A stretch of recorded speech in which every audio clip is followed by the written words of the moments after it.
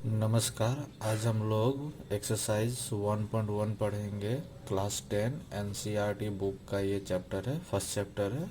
ठीक है, तो हम लोग देखेंगे कैसे बनाया जाता है। तो फर्स्ट नंबर क्वेश्चन में 1 में लिखा हुआ है, निम्नलिखित संख्याओं का एचसीएफ ज्ञात करने के लिए यूक्लिड विभाजन एल्गोरिथम का प्रयोग कीजिए। ये मेन चीज़ है, यूक्लिड विभाजन एल्गोरिथम। तो किससे बनाना है, तो अभी हम लोग बनाएंगे, तो दिखाएंगे कैसे इसको बनाया जाता है। एग्ज़ाम में यह वेरी वेरी इंपॉर्टेंट है। ये क्वेश्चन जो एग्ज़ाम में बार बार आता है, ठीक है, 3 नंबर के लिए एग्ज़ाम में आएगा, एनसीईआरटी जेक बोर्ड में। तो हम लोग इसको बनाने का प्रयास करते हैं, कैसे बनता है आइए देखते हैं। ये फर्स्ट प्रश्न है 135 और 225 का, इसका एचसीएफ निकालना है यूक्लिड विभाजन एल्गोरिथम से। तो एचसीएफ कैसे निकलेगा, तो यहाँ 135 है तो यहाँ लिखेंगे हम लोग 135, डिवाइड करेंगे 225 को, ऐसे 225 डिवाइड करेंगे तो 135 का टेबल हम लोग 1 बार पढ़ेंगे, तो नीचे आ जाएगा 135। 5 में 5 जाएगा तो 0, यहाँ बच गया 12, 12 में 3 जाएगा तो बच जाता है 9 और ये कट जाता है। तो शेषफल कितना बच गया 90, भागफल कितना था 1, रिमाइंडर 90 था। अब जो यहाँ 135 है उसको हम यहाँ नीचे लिखेंगे, यहाँ पे ऐसे करेंगे, लिखेंगे 135। अब 90 का टेबल हम लोग कितना बार पढ़ेंगे, 1 बार। 90 डिवाइड करें, याद रखिएगा भागा देना है, तरीका देखिएगा कैसे कर रहे हैं। 90 एकम 90 हो गया, घटाएंगे तो यहाँ बच गया 5, 13 में से 9 जाएगा तो बच गया 4। अब ये जो 90 बच गया, अब इसको नीचे उतारेंगे। मैं बार बार आप लोग से बोल रहा हूँ, तरीका देखिएगा क्या कर रहे हैं। अब 45 का पहाड़ा हम 2 बार पढ़ेंगे, तो 45 दूनी होता है 90, और ये कट गया, कट गया। तो इस तरह से लास्ट में यहाँ पे जो 45 बचा, यही हमारा एचसीएफ होगा आंसर। लेकिन इसको लिखेंगे सही तरीके से, मतलब इतना लिखते हैं तो ये इनकम्प्लीट होता है। इसको पूरी तरीके, जैसे यहाँ पे 45, ये जो लास्ट में आया है, ये 45 वो हमारा आंसर है, यह HCF इक्वल टू। लेकिन इसको लिखेंगे कैसे हम लोग, लिखने के लिए सबसे पहले ध्यान देंगे 225 लिखा है तो यहाँ लिखेंगे हम लोग 225। उसको कितना से मल्टीप्लाई किए थे, 135 से। 135 को कितना से मल्टीप्लाई किए थे, 1 से। तो शेषफल कितना बचा था, 90, प्लस लिखेंगे शेषफल। यह एक फार्मूला है, भाज्य बराबर भाजक गुना भागफल प्लस शेषफल, इस तरह से लिखना पड़ता है। भाज्य बराबर भाजक गुना भागफल प्लस शेषफल एक फार्मूला है। अब यहाँ पे 135 है तो ऐसे करके नीचे लिखेंगे 135। तो 135 तो 90 को 1 के साथ गुना किए थे तो लिखेंगे 90 गुना 1, शेषफल कितना बचा था नीचे, 45, लिख दिया। अब ये जो 90 था, ये 90 को नीचे लिखेंगे। अब यह 45 को 2 के साथ गुना किया तो यहाँ लिखेंगे 45 गुना 2 और प्लस 0। मतलब हमको ऐसे जब तक भागा देते रहना है। कब तक भागा देना है, जब तक लास्ट में यहाँ पे कट ना जाए, 0 0 ना आ जाए, तब तक हमको पूरा इसको भागा देते रहना है। ये इससे भागा देंगे, जो शेषफल बचा वो लिखाएगा, ये उतर जाएगा नीचे भाज्य। फिर यहाँ पे जो शेषफल बचा लिखिएगा, ये जो भाज्य था नीचे उतर जाएगा। तो यहाँ पे देख रहे कि 0 0 आ गया है। तो फिर हम उसको इस तरह से बना करके लिखेंगे फार्मूला पे, भाज्य बराबर भाजक गुना भागफल प्लस शेषफल। और लास्ट में जो ये 45 आएगा, जिसका टेबल से वो पूरा पूरी कट जाता है, वो हमारा आंसर हो गया। अब सेकंड नंबर क्वेश्चन बनाते हैं। ये सेकंड नंबर क्वेश्चन देखते हैं, लिखा हुआ 196 और 38220। ये भी आपको यूक्लिड विभाजन एल्गोरिथम का प्रयोग करके इसका आंसर एचसीएफ निकालना है। तो ये क्वेश्चन इंपॉर्टेंट नहीं होता ना, एग्जाम में नहीं आता, फिर भी हम लोग इसको देखते हैं कैसे बनाना है। यहाँ इससे भागा देंगे 196 को, 196 से किसको देंगे, 38220। तो ये भागा देंगे हम लोग। तो 196 का टेबल हमको अगर नहीं आता है तो हम उसको लिख लेंगे 196 का टेबल, या मल्टीप्लाई कर करके चेक करेंगे। तो आप डायरेक्ट देखिएगा, ये डायरेक्ट हम बना रहे हैं, ठीक है, क्योंकि एक ही लाइन का ये आंसर है। 196 है तो हम लोग 195 बार डिवाइड मतलब मल्टीप्लाई करना पड़ता है। 196 को 195 से मल्टीप्लाई करेंगे तो ये पूरा आ जाता है 38220, और ये क्या होता है, कट जाता है। कट जाता है तो ये 196 जो बच गया, जिसका टेबल से पूरा पूरी डिवाइड लगा है, ये हमारा एचसीएफ हो गया, और ये हो गया आंसर। इसको लिखेंगे फिर कैसे, तो अभी भाइज का वो फार्मूला था, भाइज बराबर ऐसे करके 38220, भाइज बराबर भाजक, ये हो गया, और भाज बराबर भाजक गुना भागफल और प्लस शेषफल 0। तो ये जो 196 था ये हमारा आंसर आ गया। अब थर्ड क्वेश्चन हम लोग बनाते हैं। थर्ड क्वेश्चन देखेंगे, लिखा है 867 और 255 दोनों का यूक्लिड विभाजन एल्गोरिथम का प्रयोग करके आंसर निकालना है। तो यहाँ पे 255 लिखा है, तो इससे पहले डिवाइड करेंगे। 255 स्मॉल नंबर है इसलिए पहले लिखेंगे 867। तो 255 का टेबल 3 बार पढ़ेंगे, तो 3×5=15, फिर 3×5=15 और 1 16 का 6, हाथ में 1, 3 दूनी 6 और 1 7। अब दोनों को घटाएंगे, 7 में से 5 जाएगा तो कितना बच जाएगा, 2। 6 में 6 जाएगा तो 0, 8 में 7 जाएगा तो 1। अब ये नीचे उतर जाएगा 255। अब हम लोग इसको क्या करेंगे, भागा देंगे। 102 का टेबल 2 बार पढ़ेंगे तो 204 आता है। अब घटाएंगे तो यहाँ पे कितना आ जाएगा, ये बच जाएगा 1 और ये हो गया 5। अब फिर इसको हम लोग 102 से भागा देंगे, 102 से। तो 51 का पहाड़ा 2 बार पढ़ेंगे तो 102 आता है, और ये कट जाता है। तो लास्ट में कितना बच गया, 51। तो ये हमारा हो गया HCF इक्वल टू 51, ये आंसर। ये जो लास्ट में जो बचता है वो जिस टेबल से वो कटता है। लेकिन इसको यहाँ तक लिखेंगे तो 2 ही नंबर मिलेगा। या 3 नंबर का एग्जाम में आता है तो 1 नंबर फिर कैसे मिलेगा, पूरा डिटेल में लिखना होगा। जैसे कि यहाँ पे लिखे थे हम लोग 867 equal to 255 into 3 plus remainder जो बच गया वो लिख देंगे। अब यहाँ पे था 255, तो लिखेंगे 102 इंटू 2 और प्लस रिमाइंडर बचा था 51, और फिर लिखेंगे यहाँ 102 बराबर 51 इंटू 2 प्लस 0। तो ये जो 51 बचा था वो 51 हमारा क्या हो गया, HCF, और ये हमारा आंसर हो गया। अब हम लोग यहाँ पे देखेंगे 2 नंबर क्वेश्चन, 2 नंबर, 4 नंबर और 5 नंबर एक जैसा क्वेश्चन है, लेकिन 3 नंबर जो क्वेश्चन है वो इसके जैसा बनेगा। तो हम लोग 3 नंबर पहले बनाते हैं, उसके बाद 2 नंबर, 4 नंबर और 5 नंबर बनाएंगे। तो 3 नंबर क्वेश्चन पहले बनाते हैं हम लोग। देखिए ये 3 नंबर क्वेश्चन है, दिया हुआ है किसी परेड में 616 सदस्यों वाली एक सेना की टुकड़ी को 32 सदस्यों वाले एक आर्मी बेड के पीछे मार्च करना है। दोनों समूहों के समान संख्या वाले स्तंभों में मार्च करना है। उन स्तंभों की अधिकतम संख्या क्या होगी जिसमें वे मार्च कर सकते हैं। तो यहाँ 616 है और यहाँ 32 है। तो इसको हम लोग बनाते हैं 616 और 32। तो हम लोग 32 से इसको क्या करेंगे, भागा देंगे। तो 32 और यहाँ हो जाएगा 616। तो 32 से 616 को भागा देंगे तो 32 का पहाड़ा हम 19 बार पढ़ेंगे।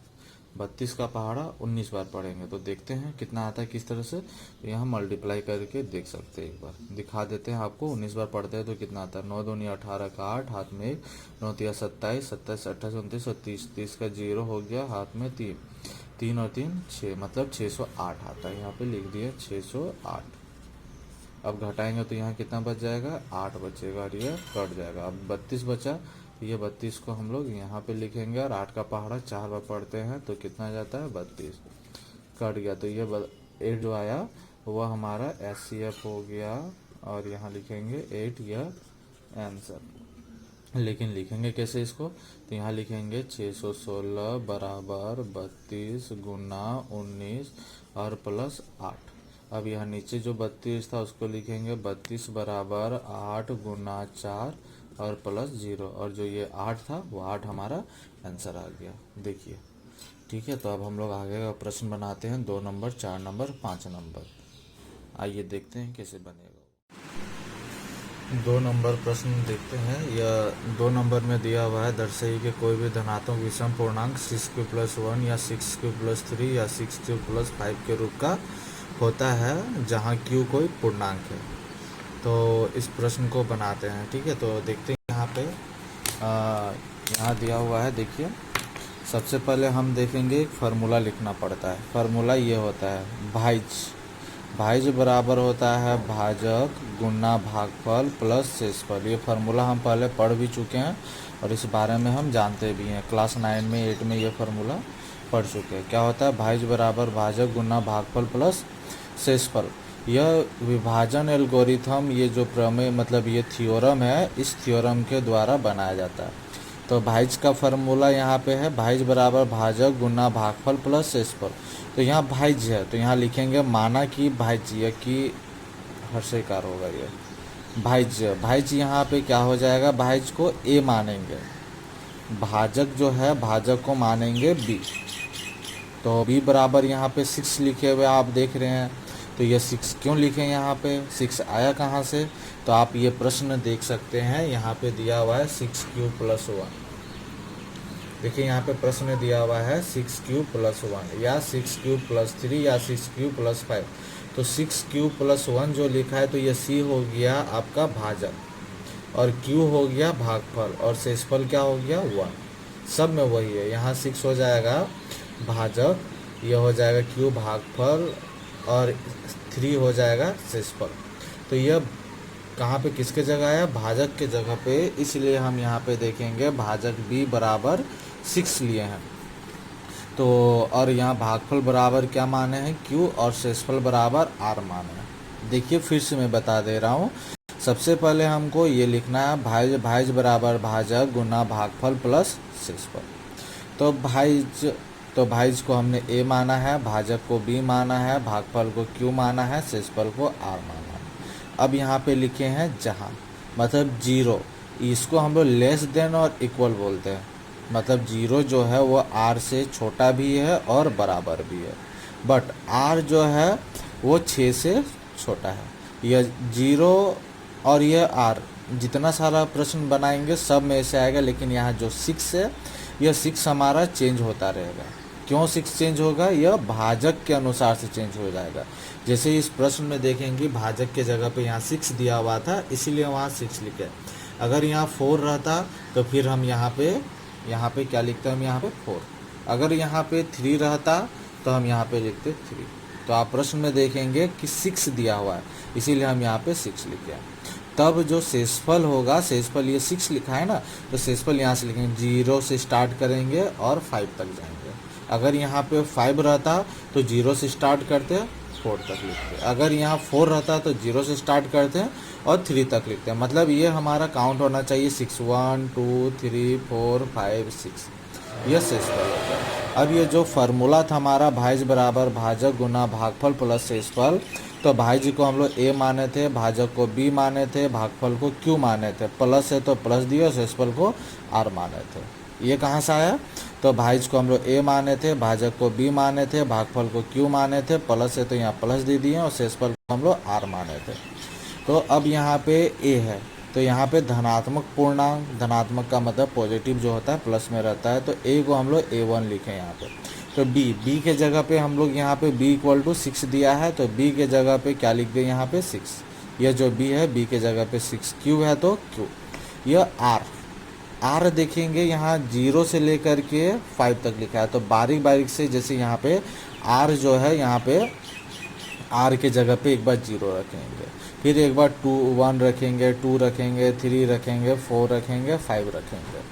ठीक है, यह r है, r के जगह पे। इधर a1 जो ये था हमारा भाज्य, तो ये a भाज्य हो गया, तो भाज्य 1, भाज्य 2, भाज्य 3, भाज्य 4, भाज्य 5, भाज्य 6, मतलब a1 a2 a3 a4 a5 a6। तो a1 बराबर 6q + 0, 0 क्या हो गया? r, और r क्या है? शेषफल है, और ये शेषफल यहाँ से आ रहा है। तो 0 1 2 3 4 5 बढ़ते जाएगा। ठीक है, अब यहाँ पे 0 आया तो 6 क्यू मतलब 0, यह सम पूर्णांक होता है। सम पूर्णांक, सम किसको कहते हैं? जो 2 से भाज्य लगता है, जो से दो से जो भाग लगता है उसको हम लोग सम संख्या कहते हैं। 1 2 का पहाड़ा में आता है? नहीं आता है, तो वो विषम पूर्णांक हो जाएगा। 2 से अविभाज्य है, यहाँ पे 2 दिया हुआ है, तो 2 क्या है? वो सम पूर्णांक है। क्यों? क्योंकि 2 जो है वो 2 का टेबल अगर पढ़ेंगे तो 2 आता है। सम किसको कहते हैं? सम संख्या। यहाँ पे लिख दे रहे 0 2 4 6 8, ये सब क्या हो गया हमारा? सम संख्या। ये सम संख्या क्या है? 0 2 4 6 8। जो नंबर जो दिया रहता है उसका लास्ट में अगर 0 या 2 या 4 या 6 या 8 आता है तो उसको हम लोग सम संख्या कहते हैं। अर्थात सिंपल सा तरीका कि जो नंबर 2 से भाग लग जाता है उसको हम लोग सम संख्या कहते हैं। तो देखिए यहाँ पे 0 यहाँ पे दिया हुआ है, इसीलिए यह सम संख्या है। एक यहाँ पे नहीं दिया हुआ है तो यह विषम संख्या होगा, मतलब 2 से अविभाज्य, 2 से भाग नहीं लगता है। 2 है, 2 क्या हो जाएगा? सम संख्या हो जाएगा। क्यों? 2 से वो विभाज्य है। 3 क्या हो जाएगा? विषम संख्या, क्योंकि यह 2 से अविभाज्य है। 4 सम संख्या, क्योंकि यह 2 से विभाज्य है। 5 सम संख्या, 5 क्या हो जाएगा? यह विषम हो जाएगा। यहाँ पे यह विषम पूर्णांक हो जाएगा क्योंकि 2 से यह अविभाज्य है। अब यहाँ जो नीचे लिखे हैं, अतः कोई भी धनात्मक विषम पूर्णांक 6q+1 या 6q+3 या 6q+5 के रूप का हो सकता है। यह जो यहाँ से लिखे हम लोग, यहाँ से यहाँ तक, यह आया कहाँ से? तो ये जो प्रश्न है यहाँ से लास्ट में उतार देंगे। ये जो दिखा रहा है यहाँ कोई भी धनात्मक विषम पूर्णांक पूरा उतार देंगे, यहाँ लास्ट तक उतार देंगे। कोई भी धनात्मक विषम पूर्णांक 6q+1 या 6q+3 या 6q+5 के रूप का होता है, जो हम यहाँ पे उतार देंगे पूरा, यहाँ से लेकर के यहाँ तक। इस तरह से इसको बनाएंगे। आप एक बात याद रखिएगा, जो मैट्रिक का एग्ज़ाम रहेगा, बोर्ड का एग्ज़ाम, ठीक है, जो मैट्रिक का, उसमें यह 3 मार्क्स के लिए आएगा। 3 मार्क्स के लिए आएगा तो 1.1 और 1.3 दोनों से एक एक क्वेश्चन दिया जाएगा और दोनों अथवा में रहेगा। ठीक है, याद रखिएगा।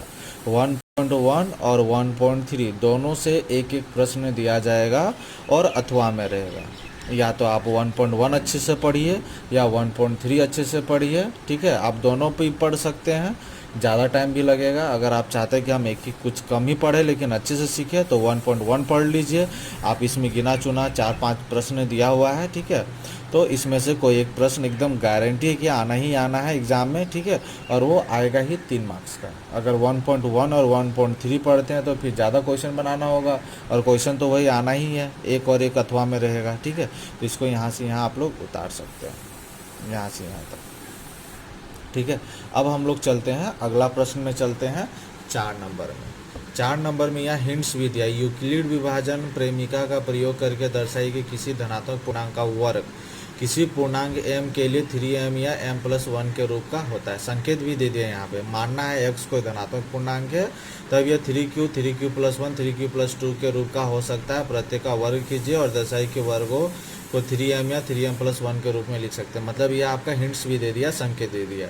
लेकिन इस प्रश्न में देखेंगे 2 नंबर प्रश्न और 4 नंबर प्रश्न दोनों अलग अलग है। क्यों अलग है? क्योंकि यहाँ पे सिंपल प्रश्न था, यहाँ पे वर्ग दिया हुआ है। आप देख सकते हैं यहाँ पे वर्ग इंडिकेट किया गया। देखिए यहाँ पे वर्ग लिखा है। वर्ग किसको कहते हैं? वर्ग का मतलब होता है पावर। जैसे कि यह इस तरह से, जैसे 2 है, 2 का पावर यहाँ पे 2 लिख दिए हैं तो यह वर्ग कहलाता है। इसको हम लोग स्क्वायर इंग्लिश में बोलते हैं, 2 का पावर। जैसे 3 है, 3 का पावर 2, तो यह 2 जो है इसको हम लोग वर्ग कहते हैं। ठीक है, तो इस तरह से हम लोग इसको वर्ग कहते हैं, मतलब जिसका पावर 2 होना चाहिए।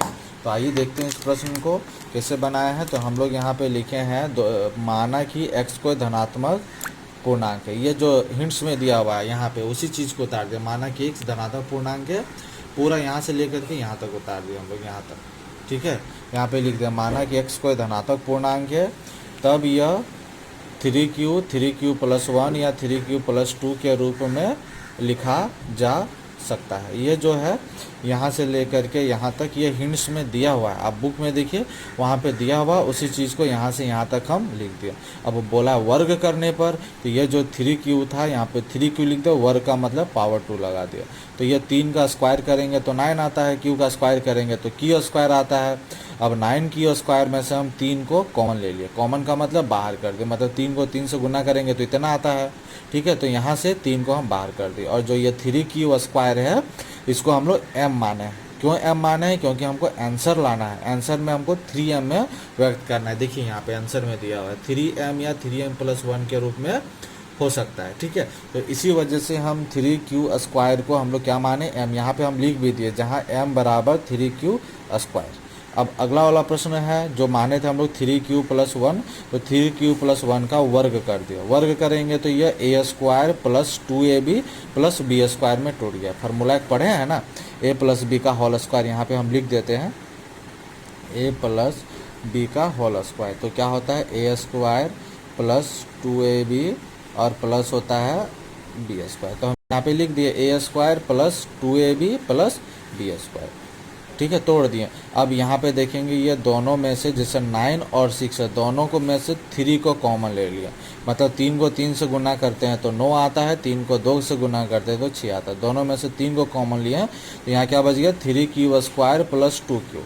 अब ये 3q² + 2q जो बच गया, इसको हम लोग यहाँ पे m मान लिया, और m माने तो हम यहाँ पे m लिख दिए, नीचे 3 है तो 3, इसको क्या माने m, +1 है तो 1। हम यहाँ पे लिखना भी पड़ेगा कि जहाँ m बराबर 3q² + 2q। अब यहाँ पे दिया हुआ है 3q + 2 लिखा है, तो यहाँ लिखेंगे 3q + 2 का होल स्क्वायर। अब इसको भी वही तोड़ेंगे a² + 2ab + b², ठीक है। अब यहाँ पे देखेंगे ये दोनों में से फिर 3 को हम लोग कॉमन ले लिया, तो कॉमन लिए तो यहाँ पे 3q² बच गया और यहाँ पे 4q बच गया। कैसे, 3 तिया 9, 3 चौके 12, तो ये जो बच गया। और यहाँ 4 था, तो 4 को हम लोग तोड़े हैं, जैसे 3 को 1 के साथ मल्टीप्लाई करते हैं तो 3 आता है, 3 और +1 4 होता है। तो हम यहाँ पे 3 रखें, 3 + 1 इस तरह से करके तोड़े, 3 + 1 किसको तोड़े, इस 4 को।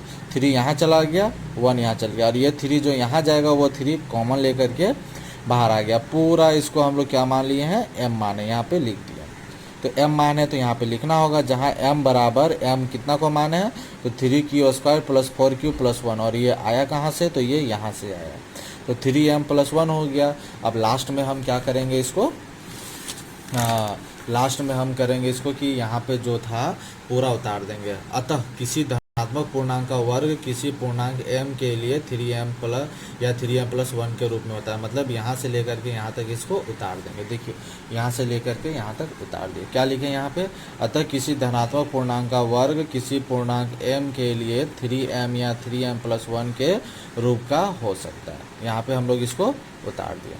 अब हम लोग लास्ट क्वेश्चन देखते हैं, 5 नंबर। लिखा है यूक्लिड विभाजन परिमेका का प्रयोग करके दर्शाइए कि धनात्मक पूर्णांक का घन 9m 9m+1 या 9m+8 के रूप का होता है। यहाँ पे क्या दे दिया है, देखिए यहाँ पे घन लिखा हुआ है, ठीक है। घन, घन का मतलब क्या होता है, तो जैसे यहाँ पे पावर 2 था, यहाँ पे पावर 2 है, तो इसको हम लोग क्या लिखे थे, वर्ग। अब पावर यहीं पे 2 का पावर अगर 3 हो जाता है, तो इसको हम लोग, इस जो पावर है ये 3, इसको हम लोग घन बोलते हैं, इंग्लिश में क्यूब बोलते हैं। जैसे 3 का पावर यहाँ पे 3, तो ये जो पावर 3 है इसको हम लोग घन बोलते हैं या फिर इंग्लिश में क्यूब बोलते हैं। तो यहाँ क्वेश्चन में घन दिया हुआ है, तो जैसे हमारा 4 नंबर क्वेश्चन बना है वैसे 5 नंबर में बनेगा। बस शर्तें क्या करना है, सारा चीज़ मानना है। जैसे यहाँ पे पावर 2 दिया हुआ था, पावर 2 लिखा हुआ था, यहाँ पे पावर आपको 3 देना है, ठीक है। बाद बाकी सब वैसे ही बनाना है जैसे हम लोग क्वेश्चन नंबर 4 बनाए थे। तो यहाँ पे हम लोग क्वेश्चन नंबर 4 बनाए थे, वैसे इसको हम लोग आगे सॉल्व करते हैं। तो फिर यहाँ पे लिख लेंगे जैसे हम लोग माने थे क्वेश्चन नंबर 4 में, माना कि x कोई धनात्मक पूर्णांक है, तब यह 3q + 1 या 3q + 2 के रूप का में लिखा जा सकता है, ठीक है। इसको मान लेंगे। अब यहाँ पे 3q था, तो 3q का पावर 3 किए, पावर 3 का मतलब ये 3 बार लिखाएगा, 3 का पावर 3 मीन्स 3 × 3 × 3। यहाँ पे जैसे मान लेते हैं 3 का पावर 3 है, तो इसको हम लोग 3 बार लिखेंगे, 3 × 3 × 3, तो 3 तिया 9 और 9 तिया 27। तो यहाँ पे 3 का पावर 3 किया तो 27 आया, और q का पावर 3 है तो q3 आ गया। अब ये इसमें से हम लोग 9 को कॉमन लिए। क्यों 9 को कॉमन लिए हैं, क्योंकि देखिए यहाँ पे 9 दिया हुआ है, देखिए प्रश्न में 9 दिया हुआ है ना यहाँ पे, इसीलिए 9 को हम लोग यहाँ कॉमन लिए। तो 9 का 9 3 जा 27। अब जो ये 3q जो बच गया था उसको हम लोग m मान लिए हैं, m माने तो यहाँ पे हम लोग लिख दिए। अब हम लोग यहाँ पे चलेंगे 3q+1, ये आया 3q+1 का पावर 3, तो इसको a+b का होल क्यू में तोड़ दिया। तो फार्मूला याद कीजिए, a+b का होल क्यू का फार्मूला क्या होता है, a3+3a² और +3ab² और +bq। फार्मूला याद है आप लोग को? देखिए यहाँ पे लिख दे रहे, a+b का होल क्यू बराबर होता है a3+3a² +3ab² ये फार्मूला आता है। इसी में हम इसको यहाँ पे तोड़ दिए, a3+3a² +3ab² अब इसका हम लोग मल्टीप्लाई किया तो 27q का पावर 3 है, ये मल्टीप्लाई किया तो 27 आया, q², इसको मल्टीप्लाई किया तो 9q आया, प्लस ये 1 हो गया। ठीक है, यहाँ 1 का अगर हम लोग q करते हैं तो ये 1 होता है। अब देखिए यहाँ पे जो आया, इसमें और इसमें, ये तीनों से हम लोग 9 को बाहर कर दिए। आंसर लाना है, आंसर में 9m+1 लाना है इसमें, इसलिए 9 को बाहर कर दिया। तो 9 का टेबल में 27 3 बार में आता है, 9 का टेबल में 27 3 बार में आता है, लेकिन 9 का टेबल में 9 कितना बार में आता है, एक बार में आता है। तो एक तो नहीं लिखते हैं, यहाँ पे जो q बचा था उस q को लिख दिया। अब पूरा 9q का पावर 3 + 3q² + q, ये पूरा जो लिखा हुआ है इसको हम लोग यहाँ पे m मान लें, यहाँ पे बगल में लिख दिया m = 3q का पावर q है +3q² + q, इसको हम लोग m माने, और यहाँ m माने तो नीचे लिख दिया 9m+1। ठीक है, अब हम लोग लास्ट में देखते हैं, ये 3q+2 का होल पावर q होता है, इसको भी वैसे ही तोड़ दिया, aq+3a² +3ab² b का पावर q। ठीक है, तो इसको तोड़े सॉल्व किए तो 27 आया, ये 54 आया, 36 आया, 8 आया। अब पूरा इसको और इसको, ये तीनों में से 9 को बाहर निकाल दिया, मतलब कॉमन ले लिए। तो 9 3 जा 27, 9 6 जा 54, 9 4 जा 36। अब 9, अब जो ये बीच में बच गया था, ये पूरा इसको हम लोग क्या मान लिए हैं, m माने, तो 9m+8, 9m+8 जो ये लास्ट में बचा हुआ था, यहाँ पे जहाँ में भी हम लोग लिख दिया। अब ये जो लिखे, अतः किसी धनात्मक पूर्णांक का घन 9m+1 या 9m+8 के रूप का होता है। ये कहाँ से लिखे हैं, तो ये प्रश्न जो दिया हुआ था यहाँ पे देखिए, ये प्रश्न लिखा हुआ है, किसी से लेकर के पूरा लास्ट तक हम यहाँ पे उतार देंगे। तो इस तरह से हम देख सकते हैं कि यह बहुत ही आसान सा प्रश्न है। ठीक है, बस यह तकनीक पे बना हुआ है, आप हमारे तकनीक पे गौर फरमाइएगा तो अवश्य ही आप इसे सीख पाएंगे। ठीक है, बस थोड़ा सा ही क्वेश्चन इस तरह का 3 क्वेश्चन है, और वो यूक्लिड विभाजन जो एल्गोरिथम से एचसीएफ निकाला था वो 3 क्वेश्चन है, मतलब 3 3 6 क्वेश्चन है, 6 आप सॉल्व कर लेते हैं तो एग्जाम में कोई एक प्रश्न आपका जेक बोर्ड में जो एग्जाम देंगे आप मैट्रिक का, उसमें गारंटी है कि एक प्रश्न आएगा ही आएगा। ठीक है, तो आप इसे बना सकते हैं। उम्मीद करता हूँ ये चैप्टर हमारा ख़त्म हो गया है। अब हम लोग अगले वीडियो में अगला एक्सरसाइज सॉल्व करेंगे। उम्मीद करता हूँ कि आपको ये हमारा वीडियो पसंद आया हो। आपसे एक रिक्वेस्ट है कि अगर आपको ये वीडियो पसंद आया है तो आप इसे सब्सक्राइब कर दीजिएगा चैनल को। अगर आपने सब्सक्राइब नहीं किया है तो अपने दोस्तों के साथ शेयर भी कीजिएगा। ठीक है, लाइक करिएगा, कमेंट करिएगा कैसा लगा वीडियो आपको। ठीक है, तो धन्यवाद आज के लिए।